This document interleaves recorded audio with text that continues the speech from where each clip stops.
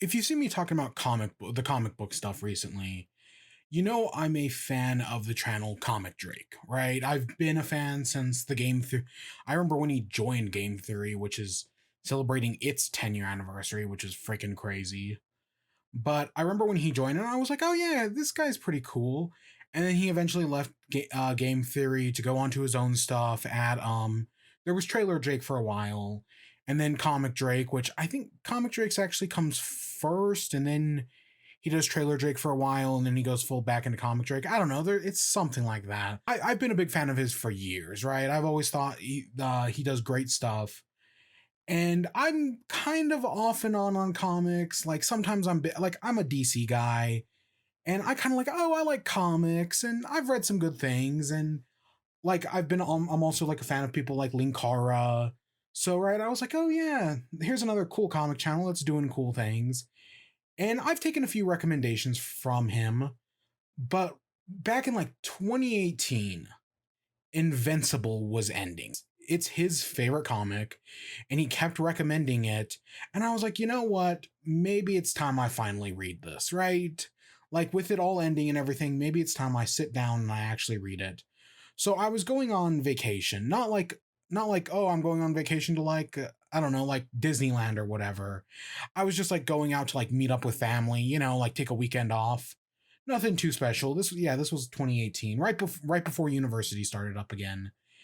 And I was like, you know what? I'll pick up some of these. I picked up the first like few volumes, I guess. Volumes, trades. I think I brought like the first like 50 issues, and I read them all in, yeah, like a weekend.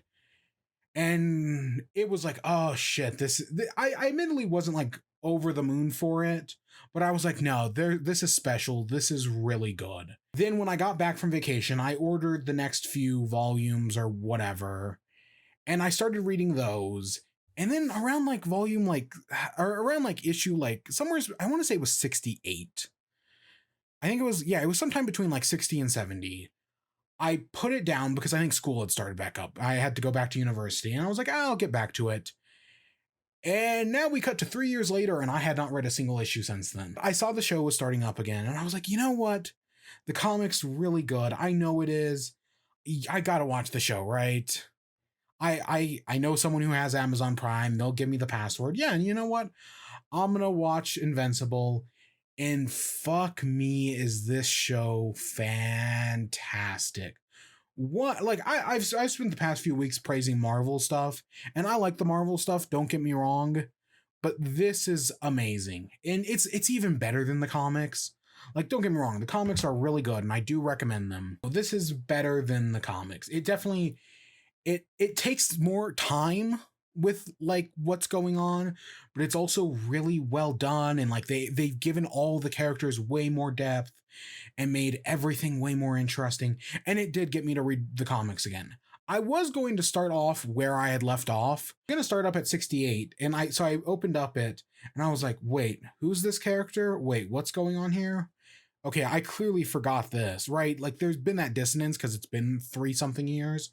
So instead, I just restarted the comics. I picked up issue 1 again, and as of recording this, I am at issue 39. I'm getting back up there, just slowly, like maybe reading like 1 a day, if that. Just slowly making my way back through. Okay, admittedly, I did the first like 25 issues in like 3 days. But I'm still busy with college right now, so there's only so much I can do at a time. But fuck me, have I really been enjoying the comic again. And this time I'm gonna finish it. I should say I will not be spoiling the comic. I don't want this video to be me just comparing the show to the comic. Right? Other channels will do that. I don't want that to be this video, but that's probably what this video is going to turn into. Me comparing the show to the comic and how the show does so well and like everything it does that's fantastic. That's probably what this video is going to turn into. But I will say I will not. We're gonna spoil the entire first season of the show. And maybe at the end, we'll talk about like what I think is going to come next. I'm not going to spoil the comics. Again, I haven't finished them. I'm only at like I said, issue 68. That's the farthest I've ever made it. There's still like another 60 something issues after that, because I think there's like 140 something. which I did also go and buy the net up to I think I have the first 100 now, because before I only had like the first 75. But yeah, I'm not going to be spoiling anything from the comics. Don't worry about that. We are going to be doing a lot of comparison here because that's what I know, but I have no intention of spoiling it. Maybe at the end I'll say what I expect, how I expect the second season to start. But other than that, no, I have no interest in spoiling the comics. Go read them for yourself. Take my recommendation that I took from somebody else. They are more than worth it, especially after seeing the show. And yeah, go watch the show as well. They're both really good. Because yeah, it's super interesting. Because like what the show does in eight episodes. Admittedly, they're like 45-minute episodes, so they're a little longer. Sometimes like the big thing that ends off this first episode, the comic does in like 10 issues. The reveal of what's up with Omni-Man and like why he killed the Guardians of the Globe, that happens like 10 issues in. But like some of the other things, like Robot getting his human body, I don't even think happens in the first 25. I could be wrong about that, of course. My numbers aren't exactly up to place. This show has taken an interesting approach because some things happen like way earlier on. Like in the comics, they wait a little bit to do things, but in the show, they'll do them like, oh, we're gonna bring Robot back. Or we're gonna reveal Robot's actually a person, and the Muller twins are gonna clone him a new body. But things like bringing back Immortal, they save until almost the end of the show. Yeah, sometimes that's just how the show does it. And part of it is pacing, because like there definitely are some scenes that are expanded. Like the whole alien invasion thing that happens in the second episode. That's a very small thing in the comics.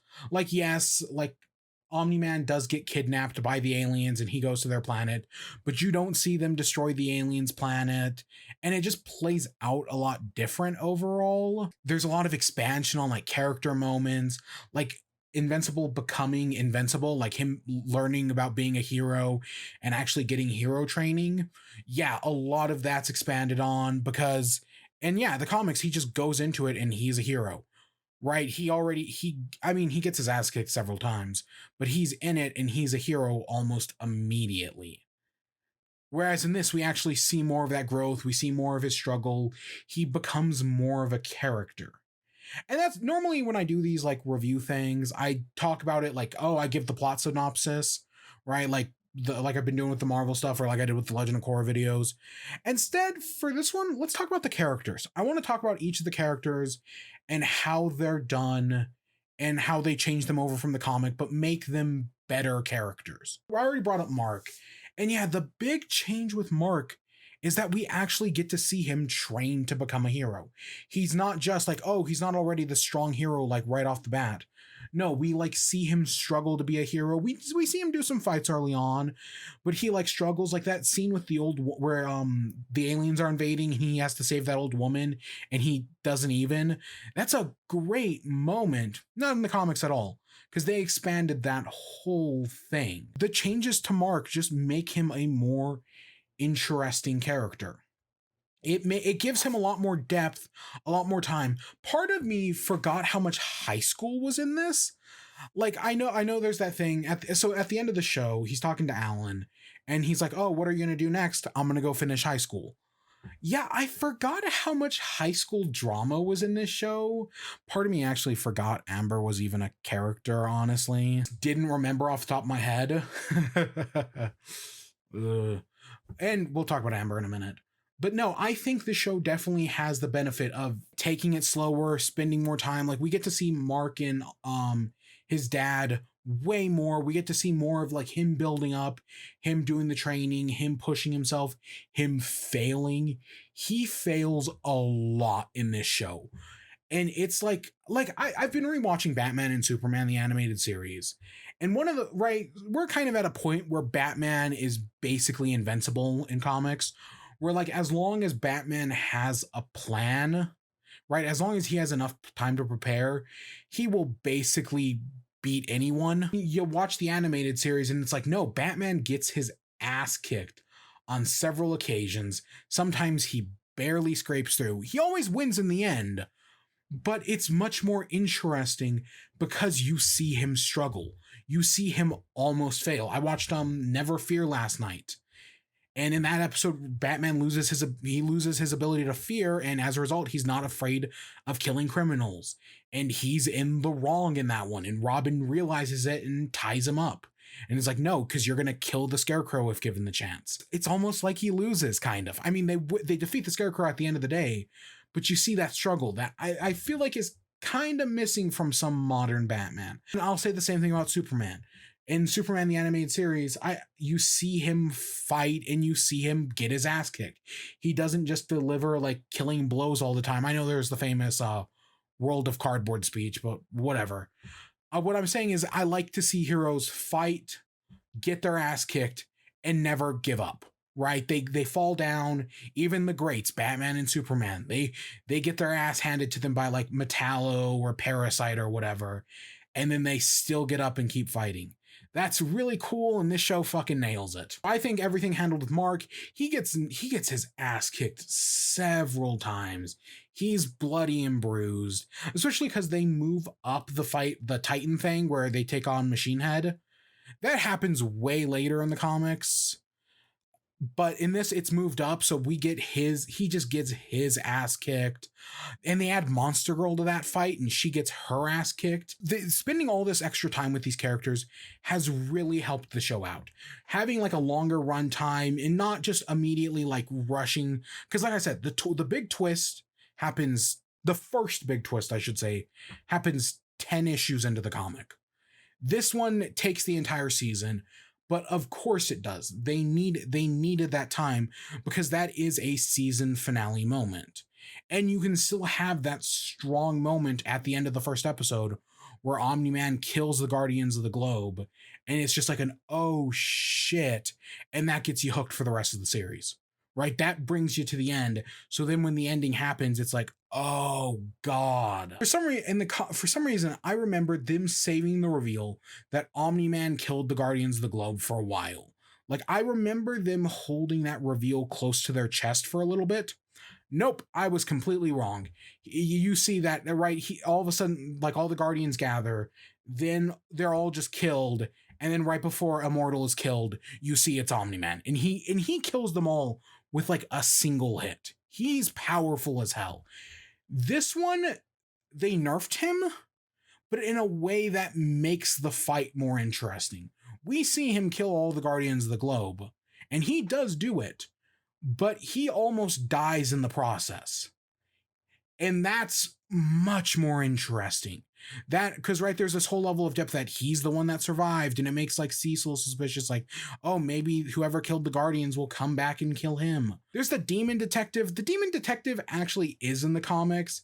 He shows up early on, and then he disappears forever. And then after the big reveal happens, he comes back and is like, hey guys, I think I figured it out.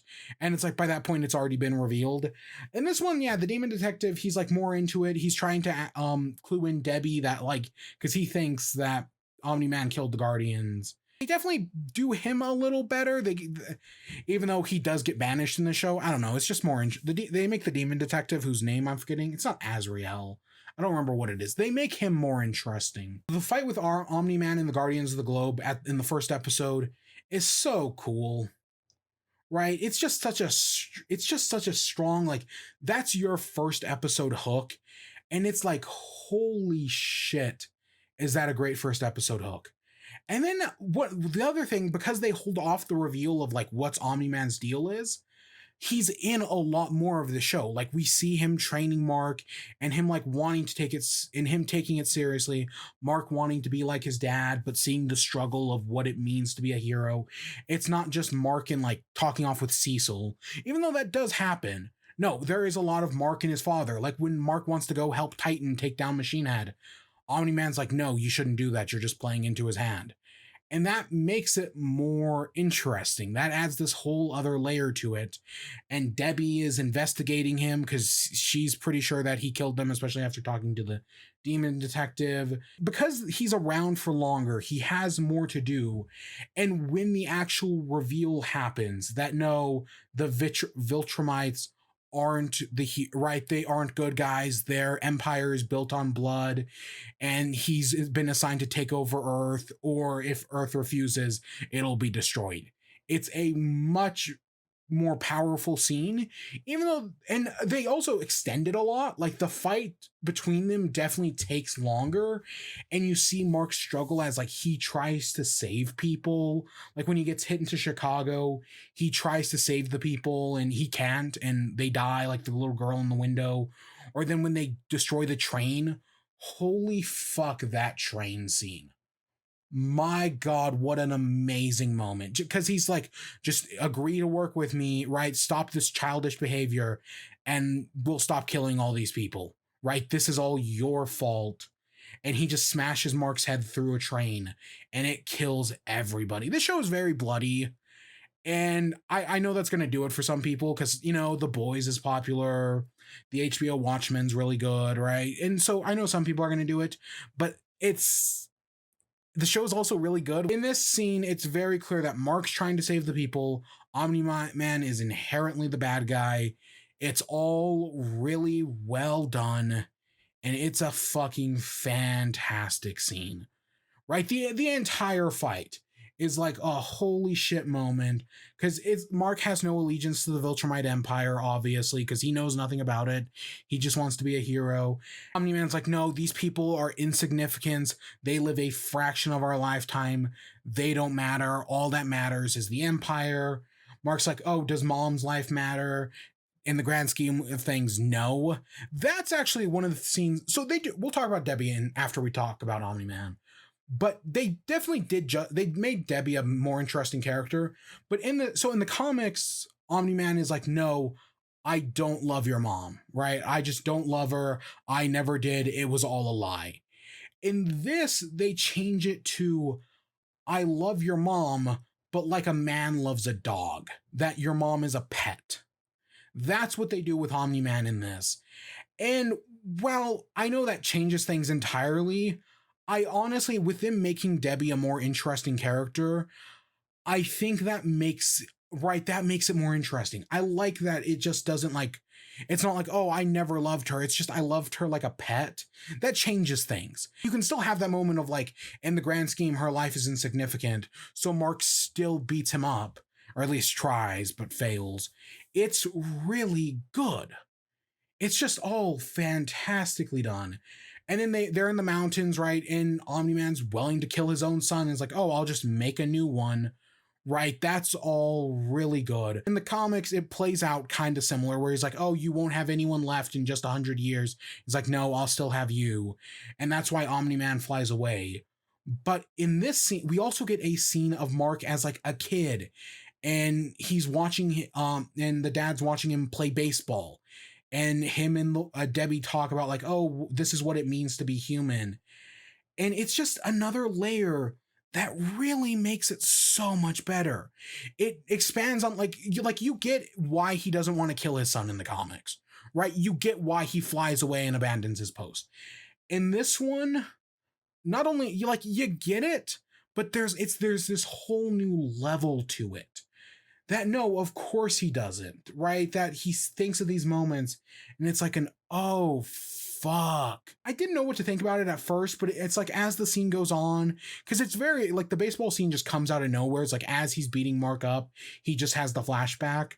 But it's, everything leading up to this moment is fantastic. And because we've had more episodes with Omni-Man, we know more of what he's like, how he acts. His build up to this reveal is just more impactful. Yeah, this show, like the comic is good. It's really good. But the show just irons out all the kinks. All around, they made Omni-Man a much more interesting character. They just, I mean, like in these first episodes leading up to the reveal, they bring a level of depth to him that just the original didn't have.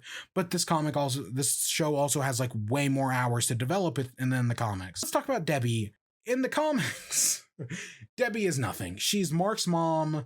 They don't really do much, right? She doesn't really do much after, I guess, spoiler alert for this is a really minor thing, but after it's revealed that, hey, Omni-Man is, right, a Viltrumite planning to take over the Earth, and that he admits that she never loved her, she becomes a drunk, right?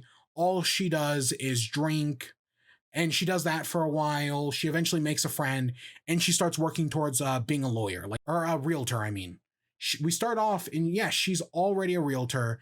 She takes a much more proactive role in this. Like, there's a great scene in the first or second episode where she just sits down with Mark and is like, you're going off to do all this superhero stuff with your dad, but don't forget about me, right? I'm always here for you no matter what. The scenes of her in the hospital with both Omni-Man and Mark are really good. And yeah, she's just much more of a compelling character. They actually gave her some depth. She does some investigating, and she's the first one to figure out that, well, her and Art figure out that no, he was the one who killed the Guardians of the Globe. I don't love your mother in the comics. It's like we know about their relationship, but we don't really know, like, so I bet if he had done that, if he had said in the show that I don't love your mother, it definitely would have hurt more. But I also kind of think it would have taken away from the scene or from the show in general. I feel like that would have had a lesser impact. Whereas the way they put it here, where he like loves her like a pet, is it still hurts, but I think it allows Debbie to still be a strong character, and it helps build up what's going to happen later. I like that they made Debbie a more proactive character in the relationship, right? She's more interesting. She has more moments with Mark. She's not just, right, she sits off to the sideline and she eventually becomes a drunk. I mean, some of that drunk stuff's probably going to still happen. We see her drinking wine at one point. She goes and has a drink with Art at the end. That's still going to happen, but probably in a lesser capacity because she has more weight to her now. Like, she has more independence. She's now an actual person. I think that's really good. And definitely, like, I know some people have problems with like what they do with Amber, and we'll talk about her next. But I feel like making Debbie more proactive was definitely the right move. Let's talk about Amber, I guess. So in the comics, so Amber is kind of like, I don't want to call her ditzy.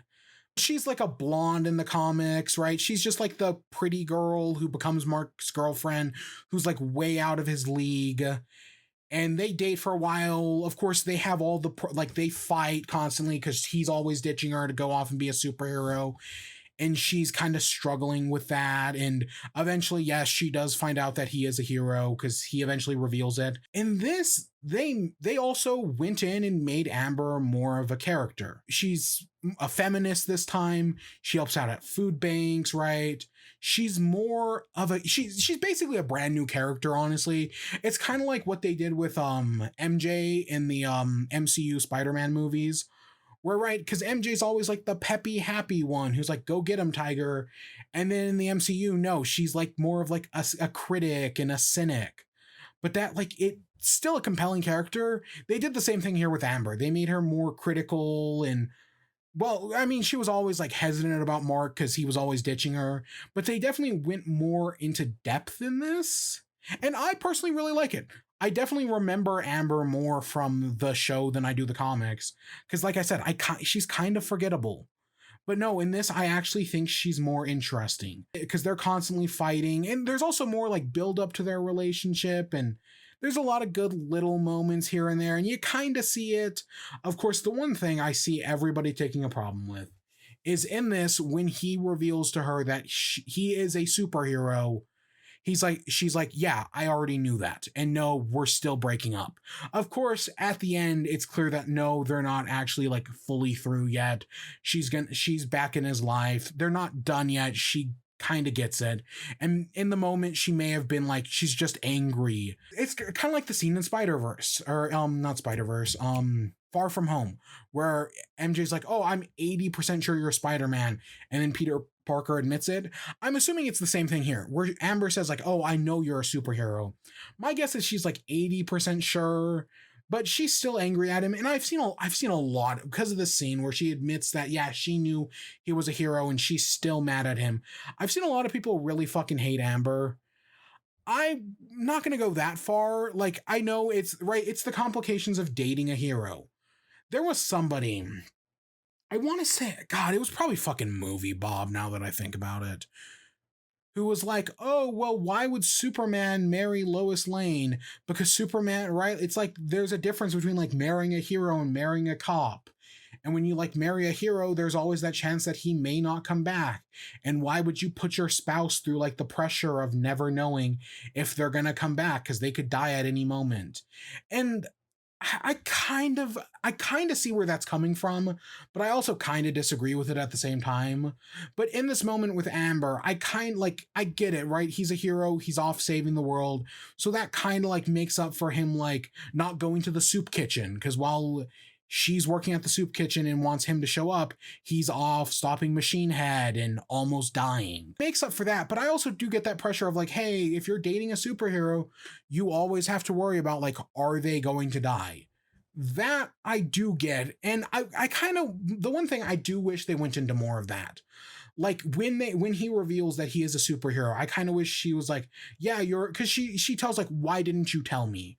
But I wish they had gone more into that. Like she's like, oh, now she's worried that he can die any day now fighting a supervillain, and like how does the dynamic change now that she officially knows? I think what they did with Amber is pretty good.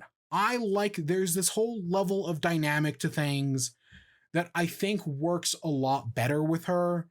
I know some people are going to hate the character in the same way they hated like someone like John Walker, but I think it works. I think it works a lot better. William.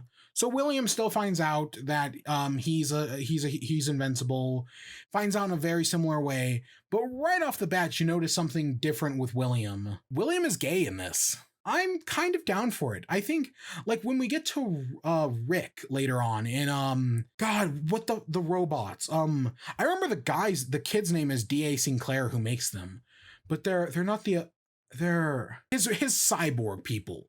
When we get to them, I actually, because in the comics, how it goes is they set up that, right, D.A. Sinclair is making these robot people, and then at one point Rick is kidnapped, and then like Invincible goes off to like do like the Mars mission or whatever. He goes off into space, and then he comes back, and it's been like a few weeks later, and then after William like keeps pestering him, because Rick and William are not dating in the comics.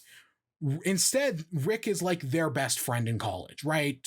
Like Rick is like their third wheel in college that they hang out with until he gets kidnapped, and William gets like really worried about him. But Invincible's like too off saving the world or whatever. It's not until he like because they do the Mars thing way later. And it's not until like he gets back that it's like, oh, you should really go and save William now.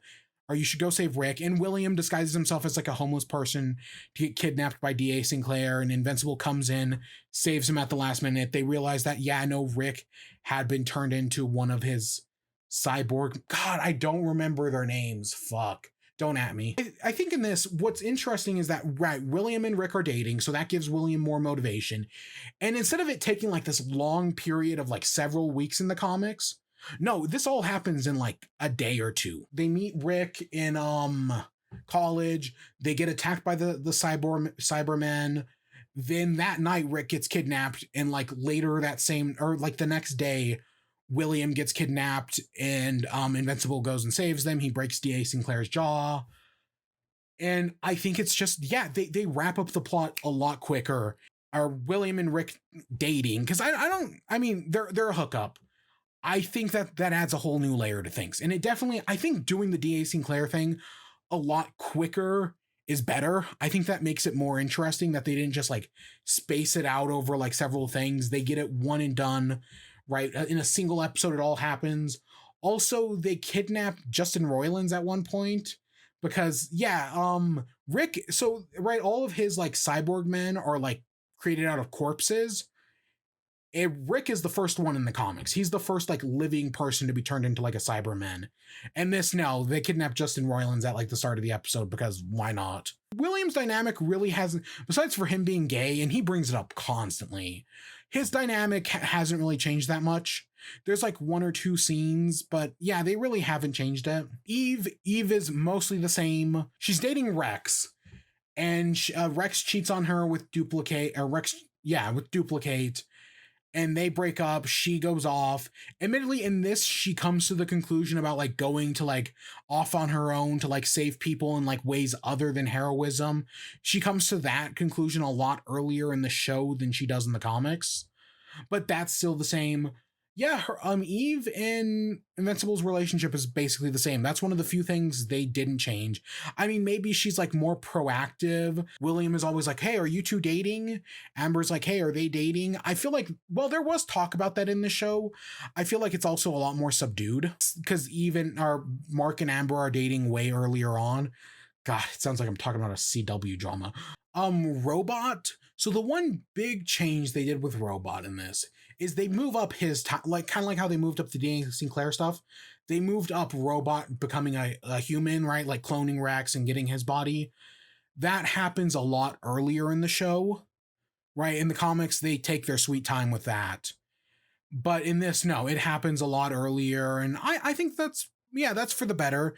It's one of those things that's slowly built up throughout the show. And yeah, and because part of it is that it's built up more and it happens in the show earlier because we see Robot's relationship with Monster Girl. In this, no, it's a lot more apparent that Robot cares for Monster Girl, that yeah, no, he is interested in her.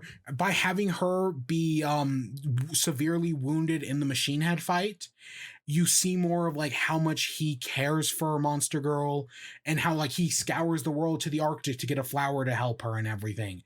And how like, because in the comics he's still dedicated to like find a cure for her like unaging.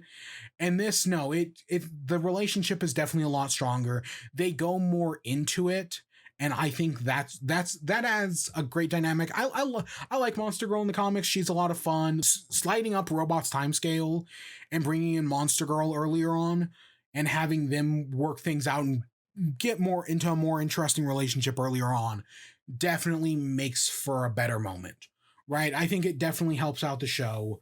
Also, one of the interesting things that I didn't realize until I started rereading the comics was how many people's gender they changed. Like in the comics, Green Ghost is a guy. There's one other like prominent superheroes who's a guy as well. Shrinking Ray in the comics is a guy. They took out Science Dog and replaced him with like Wizard, like Magic Dog or whatever, but I'm fine with that. Let's talk about Cecil, I guess. So in the comics, Cecil is kind of a hard ass. Yeah, he's in charge of the biggest government, right? He's in charge of superheroes and everything, and he's kind of an asshole, but you know, he wants to save the world and everything. He has like his moments where he's like nicer, but like most of the time he just comes off as an asshole.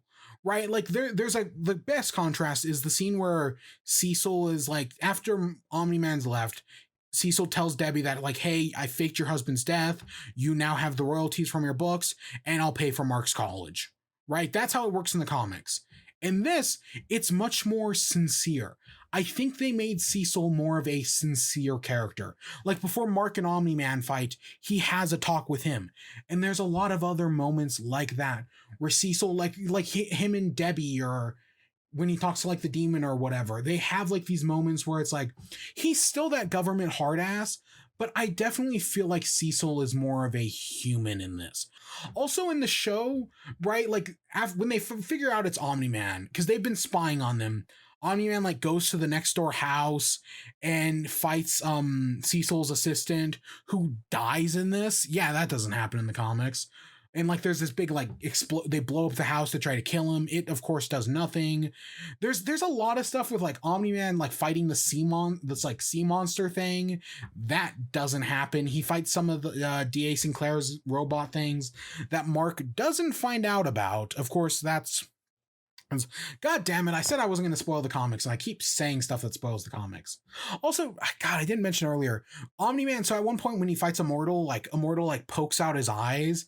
And so, like, you know how, like, when they want to make Superman look angry, they have his, like, eyes glow red with, like, heat vision. And like, at first it was like, oh. But then as time goes on and they just keep reusing it, it's like, who cares?